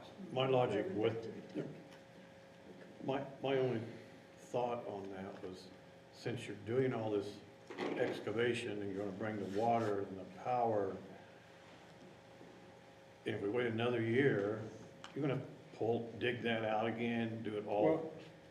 Well, we're bringing it to it, but to your point there, with what we're seeing in the last several years on escalation costs, by locking it in now, we could save, if it's 7.2%, or if we're fortunate enough and it drops down to the 4%, at a minimum, we're still gonna be saving that. So by getting it in now and getting this design done will be huge to get, we will have savings, providing that is 22, 23 things, so. Okay. So our recommendation from our group, and it was fairly obvious you can see by the points, and you can kind of see just by looking at the proposals. Typically, they're closer than this. And their case did a great job for us, And I requested them to bid, because usually the last one that gets one, I make sure that they know about it. The other ones we advertise on WCCA. We did this and in the shopper tube just because of where it's located, to try to get as much that we can. It's just a really large job for a lot of the smaller guys. They just don't have that equipment, so. Okay. So our recommendation is to go with our point matrix or rubric is Kistner GC. Okay. Do we have a motion on this? I move we accept Kistner,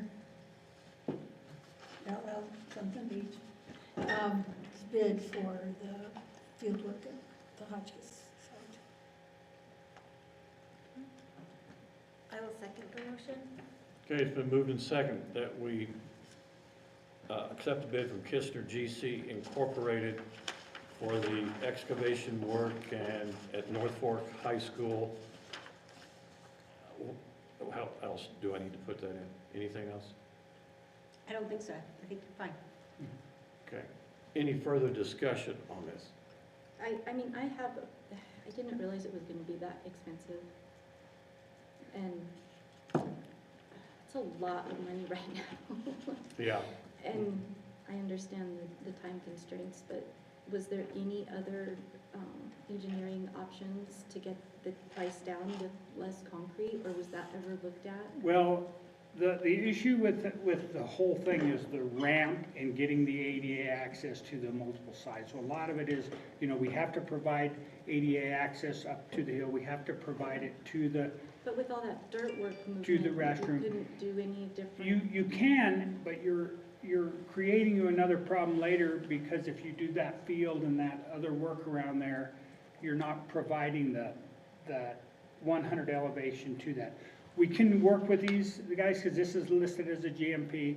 We can go with them, and my plan is to do that anyway. We typically do that. We'll go through line item by line item and see what we can adjust. But it's just, you don't want to do things halfway, and I don't want to do something and have to come back in. That's why, regardless of whether we were doing the restrooms or not, we have the water, we have the sewer that come up there. Now, they didn't go all the way down. We'll have to bring them all the way down and get the water tap to do the restrooms and stuff, which isn't in this. This only gets them out of that side area and down to the lower field. So the bathroom and the concession's not in that 800,000 No. budgeted? No. It's in next Yeah, year? it'll be an additional, and I've got it 400 and some thousand is what I have it on my sheet at.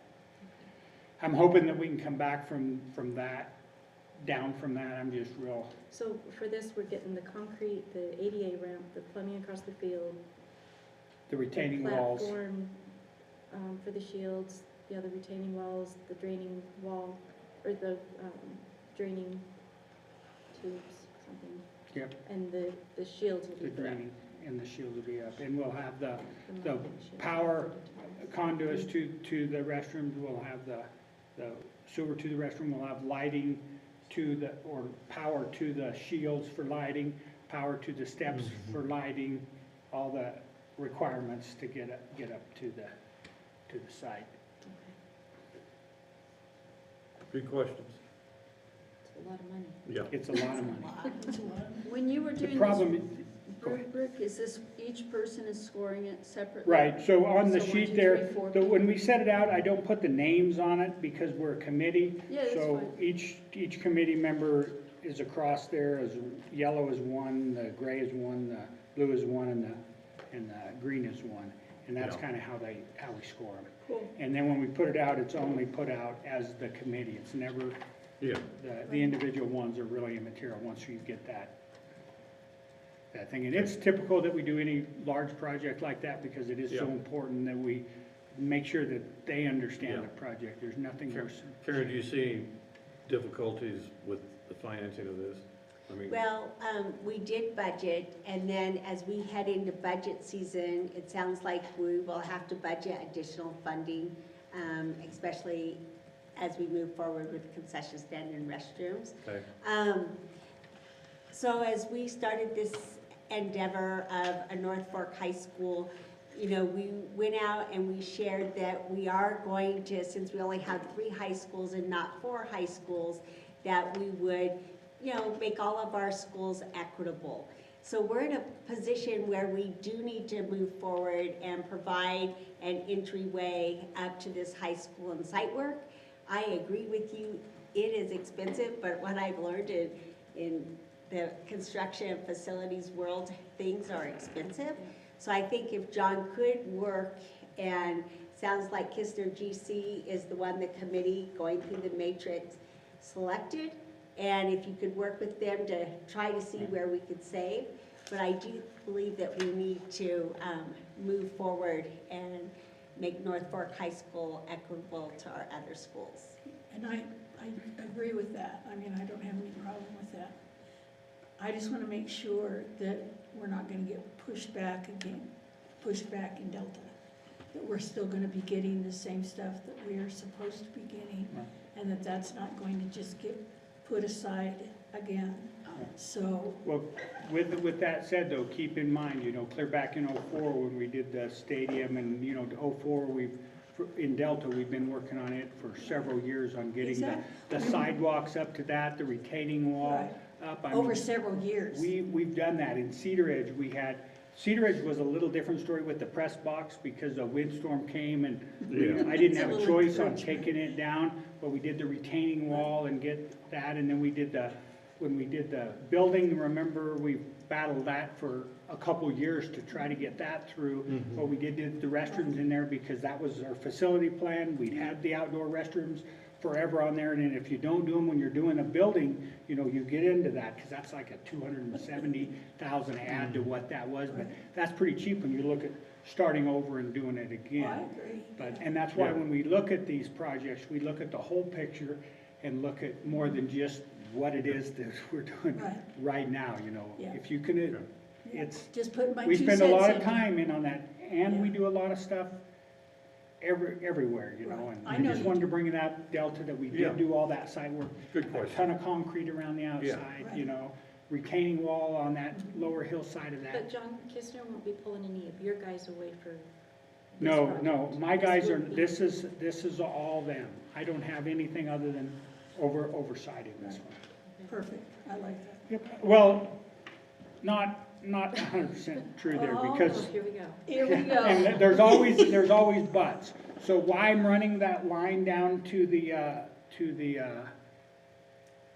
old Montessori, the Nature Connection Nature building, Connection. I'm gonna put a conduit in there, and I'm gonna get with Anthony, and we've had several conversations on tying this fiber run in. So we're gonna get fiber to that one, because we're using N1010, and we're gonna get fiber up to our fields, because the future isn't going away for networking, and as you see it, everything we do, and Anthony and I work so much together, because everything I do is network-based, and, you know, and so we're gonna add that to that, so we are gonna do that with them. We'll work with the GC, and we'll put the conduit in, we'll get it up there when they're digging the trenches up, and get that into the building, and then we'll pay for the fiber. So everything is always bigger than what, you know, it is, But we yes, appreciate that. yes. We appreciate that, doing all that stuff and working with Anthony. He's awesome. He is He's the awesome. king. Yeah. Okay, any other discussions we need? No. Okay, Dan Burke. aye. Linda Ewing. Aye. Christina Hines. Aye. Jennifer McGavin. Aye. Beth Stupas. Aye. Okay, all aye. Karen, next. And just so the dollar amount, so you knew, we've had 1.78 in that project is, okay. That's what's up. Okay. John, thank you for all that information, and that concludes my superintendent's report. Thank you. Thank you, Karen. All right, next, Angela, finance, our favorite topic. Especially after Mr. McKinney.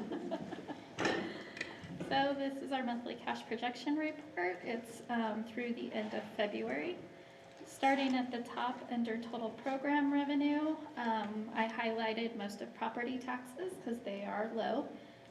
And that is due to the fact that any of those that pay their taxes into payments, that first half is not due till February, and so we won't see most of those coming in until March and April. So those percentages should go up. In our next report, going down, really don't have too many highlights. Going down to other federal funding, that one we've talked about before, but I don't know that we've talked about since the new board members have come on. You'll also see there's an error message there in the percentage, and that is because we had that CRF at-risk funding that came in, and it was a one-time funding. that was in the 2021 year, and we don't have that anymore. Actually, it came in 1920. We spent most of it in 2021, so we have nothing this year. And so that's why you'll see that difference there and that error message. Yeah. Our next one is under other funding. E-rate reimbursement, it is just low, and that is a timing issue. It's Anthony, when he gets those submitted, and then they get that payment to us. So we should be seeing that later in the year. Any problem with that, Anthony? Just a matter of timing. Dan had a good question this week asking if we received reimbursement for all the Chromebooks. We have not received that yet, but expecting that should be coming soon. It's coming, right? Better. You bet. That's a chunk of change. And everything else to me looked fine. I didn't really have anything else that I wanted to bring to your attention. Is there any of those that you guys had questions on? I don't. Anybody? No, sir. We're good? All right. Thank you, Angela. Thank you. Thanks. All right. Our next item for our board meeting is routine items, and it's our work session minutes for February 11th. And again, I trust Joel kind of peruse those, and do you have any corrections or additions on that you know of? Okay, do we have a motion to approve those?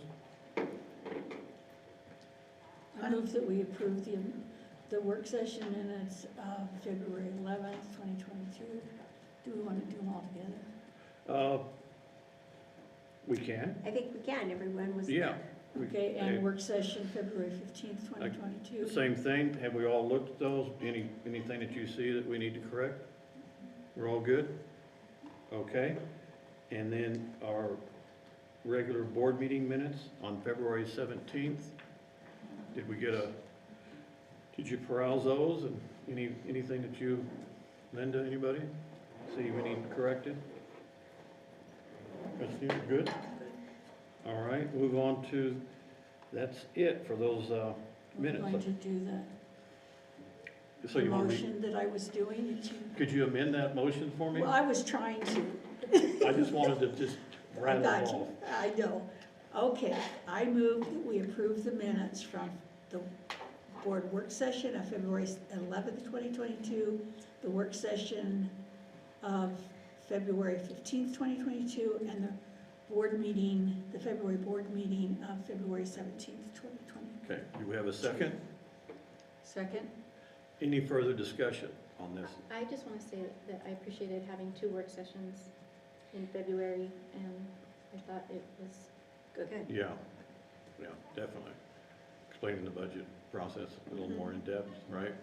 That was good. Thank you, Angela, again.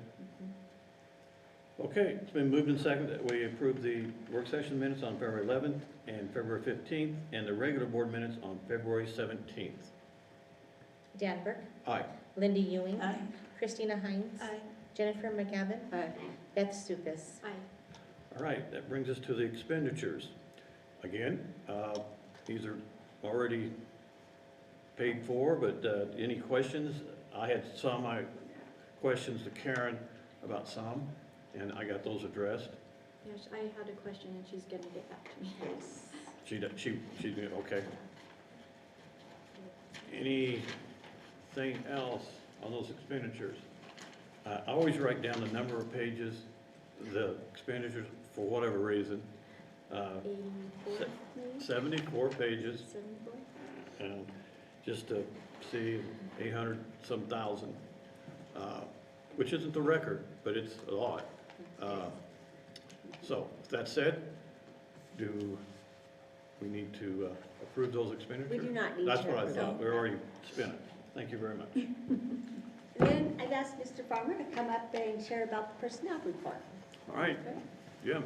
All right, so we have our personnel report on there. You'll note we did have a few retirements come through, but not not really too many, and of the certified teachers, 2 of the 3 are gonna come back under critical shortage, so they're gonna take the retirement and then come back with that. I know that we're waiting for the governor to sign, but for 1 year, they can do that regardless. And so we have kind of changed how we do that, so any staff member can retire and do 1 year with the principal's approval to come back. And so, And the pay is the same as what is being? yep, they keep their same pay. Okay.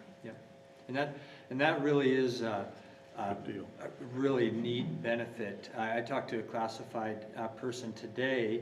They were planning on retiring this year, and then they told me, well, I need to work another year. And then I said, have you considered retiring and doing a work back here? And they didn't really quite understand that. And so I talked to them, and they'll go home and talk to their husband and see if that works for them. But generally, it's a pretty good deal because you get your retirement pay and you get your salary. So, yeah. Your current salary?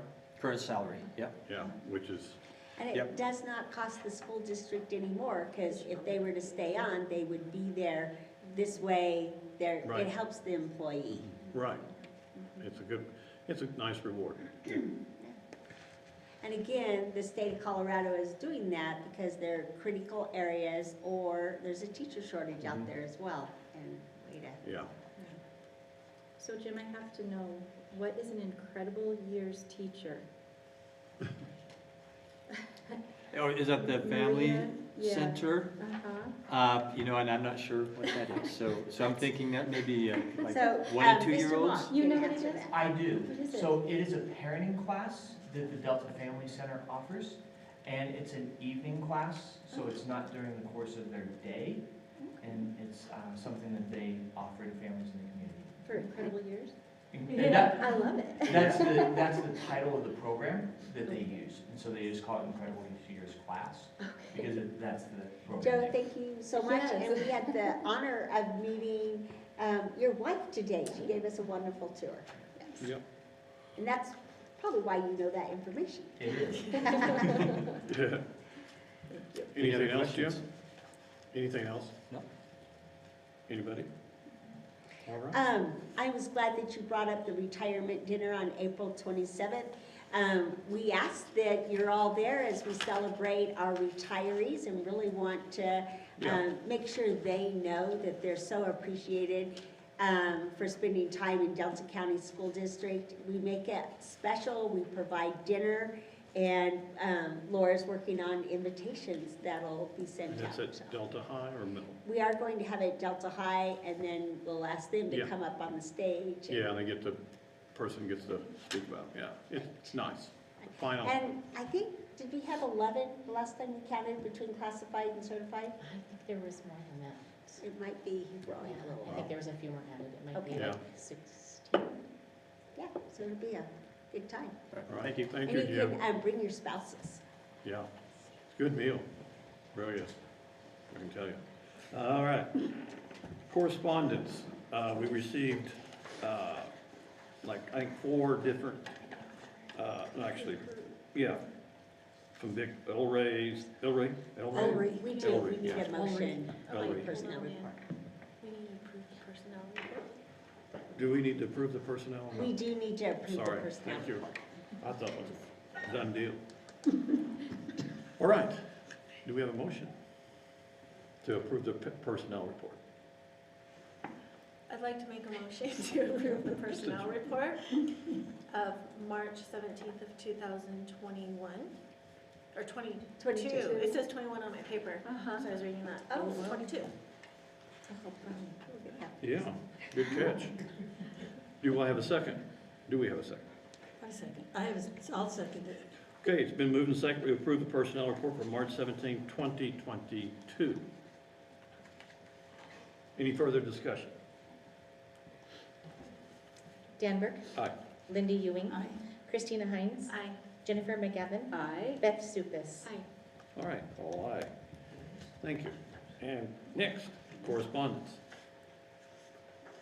Mr. Elray's correspondence and Sandy's response from Lysandre Holiday and Linda on the syntax error, basically, a period, is that Yes. correct?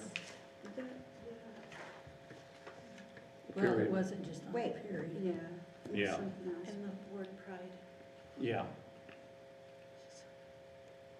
And then Tanya Husband, is that correct, how you say that? I believe so. On the, her opinion on the personal, physical and personal wellness, opt-in, her preference. And then Beth, a good report from the preliminary housing needs analysis. That's excellent. Yeah, I A like lot of that. good Thank you. information. A lot of good information, Did you get my text? yeah. Cool. All right, that brings us to board comments. Anyone? Anybody Before want to you go first? guys give your last comments, I would like to just thank all of you. I know it's been a long day. We saw a lot of real estate, a lot of big schools, a lot of students, a lot of staff. So thank you for your time today. But I got to see all my grandkids. Yes. That's a big problem. Great. That was a biggie, and you got to see your boys. Yeah. And I saw And my you got to boys. see your boys. Christina's boy, yeah, he, Two. two, Yes, two, two. yeah. That's great. Anybody else have comments? I have a couple. I would just like to thank Daniel. He's working hard. He's had an interesting day today. I'm over there feeling, I'm like, I hope she's not gonna be like, dude, why did you even stay? I've been answering emails the whole night. I know you've been working. I've been I know you've been charting working. everything we got accomplished Yeah. in Power School. It's been productive and it's good to be part of the process. But Thank you. But thank you, and thank you, Joe's left, and, but it was a good tour today. It was a good tour today. Yeah. Marty did a great job. While you're looking out there, just thank you to all the leadership team for staying. Yeah. You guys are great. Definitely. I love you. Great. Anybody else with comments? I was just like to say that it's amazing to see the difference in the communities at the smaller schools versus the larger schools, and Yeah. the different dynamics that the staff bring. It's amazing that the Delta County School District has so many different. Yeah. Doesn't that make you aware of it? I mean, it's And crazy. And it works, it's great. Yeah. So Yeah. seeing all the different communities, and today really was a great day. Yeah. I have a Just on couple. that real quick, you know, there's some school districts that just have a K-12 school, and Just one. and that's it. Or they might have an elementary, middle, and high. And we have 5 different communities with education. And that is, and has been the challenge of Delta County School District. We're funded as a large rural school district, and Mhm. it's good. That's good. I have a couple just, I went to the, and Karen did too, the North Fork High School musical. It's called Alice in Wonderland. What a great performance, Miss Carrie and her staff. Talent. It was really great, just outstanding. I also want to win all the winter sports teams. They finished their season, had great success. You know, the Cedar Ridge girls ended up 5th in basketball. The wrestling team got 4th. North Fork High School got their first state placer in wrestling, 5th place, Mr. Matheson. Also, the North Fork High School Destination Imagination got first at regional. They're going to state in April. Mike Smith, he's kind of carried over from the middle school to the high school, that program, and it's kind of nice to see him do that, and the kids were got rewarded for that. It's pretty cool. And FBLA, you know, a lot of those people that qualified to go to state, that was neat to see. I think At North Fork High High School, school. every student that competed in FBLA qualified for state. I thought that was impressive. yes. Delta had a lot. Yeah, they did. And also, I know you probably read that, was a nice article in DCI about the, they asked students about it and teachers about the, how's that going to North Fork High School. And I did not know they were doing an article on the school. They, yeah, so that's what's made it kind of special, because Yeah. it was kind of independent, wasn't, you know, yeah. that was pretty cool. And some good news about the scoreboard, the infamous scoreboard at North Fork High School. It's on its way, okay? Hopefully it'll be up here soon. That's true. It's pretty exciting for them, and it's been a complicated process. I just say that with all the things. And what last thing, we have some people retiring, and I hate to see that kind of go. One particular person I knew for many, many years, Sandy Brown, secretary, she got a new position in Junction, a new job, but I hate to see her leave, 25 years at the Hotchkiss High School, and she was at North Fork High School for this year, so her talents will be missed. So true. So, other than that, that's about all I have. We should see if she'll come back to our retirement dinner. I think I talked to her about that. Oh, one last thing. Ellie Chavez and Olivia Edstrom. I didn't know we had a climbing team. Yes. I guess Cedar Ridge does. And It's a club sport. the club sport, yeah, and they were from the North Fork and High School, and the team itself got 7th. That's pretty cool. So, great things happening. All right, anything else? All right, meeting adjourned.